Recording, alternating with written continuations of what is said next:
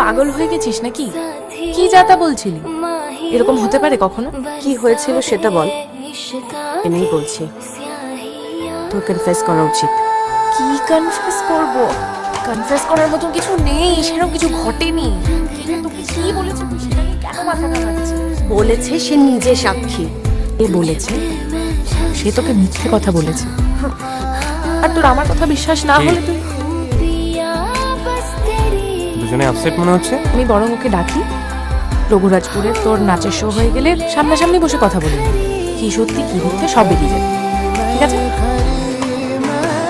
ডাক, আমি যাব। এ কার কথা বলছো? কেউ না গো, সবই বন্ধুদের গোপন কথা। কি রে বল? আসছি, বিকেলে দেখা হচ্ছে তাহলে।